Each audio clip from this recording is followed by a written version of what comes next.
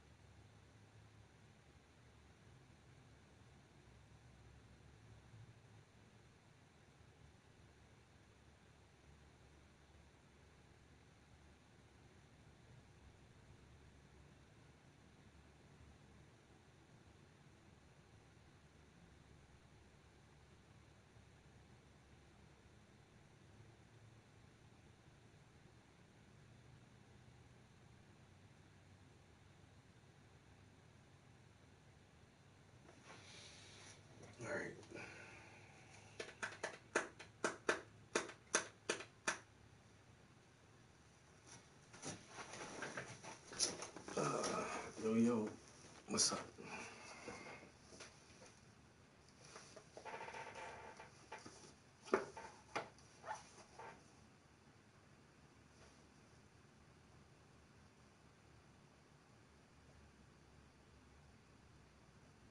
All right.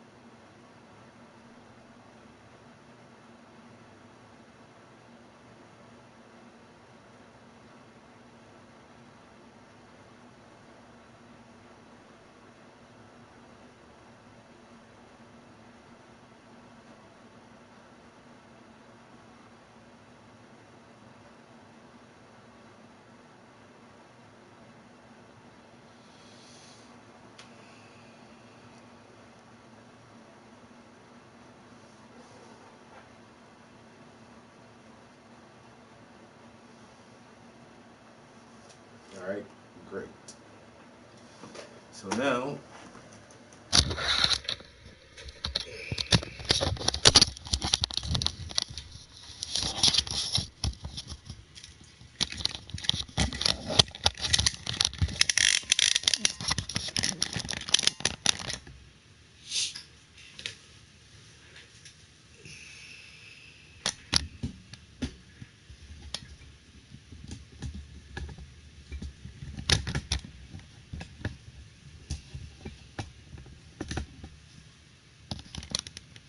all right, we're gonna try to edit this picture a little bit.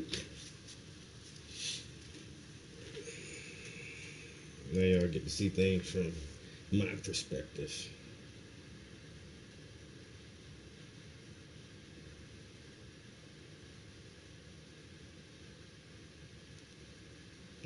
these are all 10 people.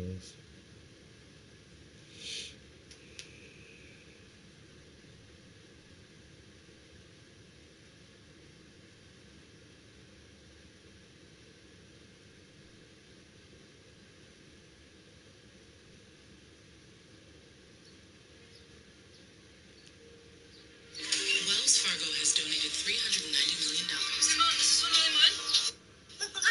The Joe Rogan Experience.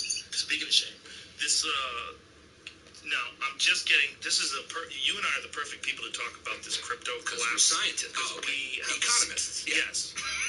We have strong opinions and no information, which is a great combination when you're dealing with the fact that people have lost billions and billions of dollars. But so Jamie's been filling me in on this over the weekend. And he also is an economist. Yeah, I don't not the Jamie source. is our go-to expert I'll on this, just find interesting links and say, hey, check this out. which is fine. Yeah. That's journalism. Yeah. And as a journalist, what's your conclusion? It seems like, well, here's the thing.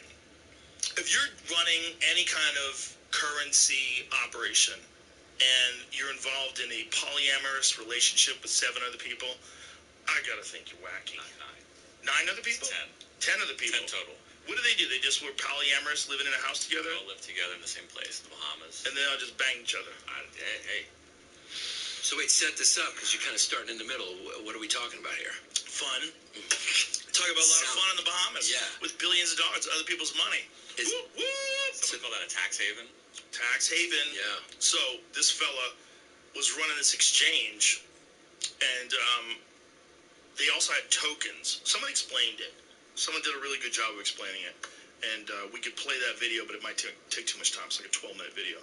But he was explaining how these tokens are like, they're essentially unregulated, but it's almost like you're owning stock, and or almost like owning coin.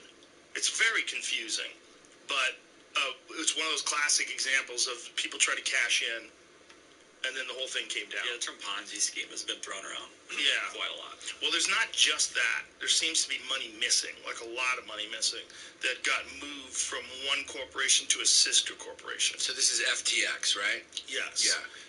And apparently they reached out to Coinbase. I read that they reached out to Coinbase, and Coinbase is like, we can't help you. This looks bad. Like, what's going on over here? And then now it's sort of imminently collapsing, and tons of people have invested tons of money over there, and they don't know what the fuck is going on. And people are trying to pull their money out by buying NFTs for ridiculous amounts of money in the Bahamas, because apparently people in the Bahamas still have access to the thing, to the exchange. Is that the case? Yep. Then they would imagine that they're reaching out to the person and buying this NFT that would have yesterday been worth $9 and now it's bought for like $10 million. Right. To then make like a currency exchange, Oh, like where you keep 10% of that. They jack up the value of it. Right. So they basically say, look, I'm going to buy your NFT for $10 million. I'm going to give you $1 million, and then you give me the 9 back. And so that's how they're exchanging money, trying to just draw it out of this account. Right. And who knows how that's going to work out. Right. Whether people are going to be like, fuck you, I got your money. You're like, Right. how's that work? Right. But all of it is run by this guy who they were in the middle of profiling him. Who sent me this? I did. Michael Lewis is the guy's name. He's the writer of like Moneyball and The Big Short, many books. And so he was in the middle of profiling this guy when everything collapsed, which is wild. Right. I don't understand what happened. That is very wild. Wild. Yeah. Like, what are the odds that that happens at the exact same time? Because this guy was this wonder kid who had developed this thing, was worth $15 billion, and was like wearing pajamas and shit, like one of those like eccentric cats. Didn't all of crypto kind of take a big, massive hit, though? I think all of crypto did take a big, massive hit, but I think this is a lot crazier than that. Right. This isn't just that, like, crypto took a hit, everybody's business is fucked. This is like shenanigans. So like some high-level, like, serious shenanigans. The most generous billionaire. Yeah. That's part of this. So there's like, yeah, this has been unfolding like in real time on Twitter, which has been an interesting place to be for the last few weeks. But this guy apparently during this used a PR, I don't know if this would be a scheme, but a YouTuber was paid to make this piece about him the way he gives away money, which adds to. Well, he wanted people to know. Well, He Mr. wanted people to know he's a good guy. Correct. He reached out to Elon apparently while Elon was buying Twitter and offered to chip in $3 billion. And Elon said that set his bullshit meter off. Because Elon's a serious dude. You say he's like, this guy's 3 million liquid, or billion rather, 3 billion liquid. Like, does he have that money? Right. That's a lot of money. Right. Say we're gonna buy Twitter for 44. I'm in for 3. Right. 3 billion? Right. That's a crazy amount of money. Yeah. And so Elon said that set his bullshit meter off. Right. Because where did he get the $3 billion? Yeah. You can't just say that to that guy. Right. He's like, oh, cool. And he's not going to just say, oh, cool. Right. He's going to know basically what you can and can't. He's the richest guy in the world. Right. He understands money. Right. And he knows who really has that money and who may be laundering. Well, who might be just kind of a crazy person who, is probably can't believe he's in where he's at. When you find stories about him from before, he was like the world's youngest billionaire. It happened super fast. World richest person under 30, committed billions, the vast majority of his fortune, to tackling the most pressing problems facing the future of humanity. Where did that's he nice. get his money, though? Click on that. What are those most pressing problems? Click on that link. What is that link up there? This is on Reddit. Oh, it's on Reddit? Yeah. Interesting. I understand where Elon made his money. I think, like all things, he's probably not all bad. It just didn't work out the way he thought it was going to, and it was for so long. And he probably thought he could get away with doing what he was doing. And he probably also thought he was doing good. So if he really is super charitable, he probably also thought that he was way smarter than he was, right? Because he's under 30 and he's a billionaire already. He probably thinks he's the fucking shit. Could you imagine if you were worth 15 billion and you were 28? You would think you're the shit. You would think you could do whatever. And also, you're banging 9 people in the house together. Yeah, I'd be doing bad stuff. That's too much money for a 20-some-year-old. You're not playing by any rules, anybody's rules. Fuck off. Yeah. And I'm going to give my money away to everybody. And I'm also going to move 10 billion over here. Right. New York Post is reporting this stuff too.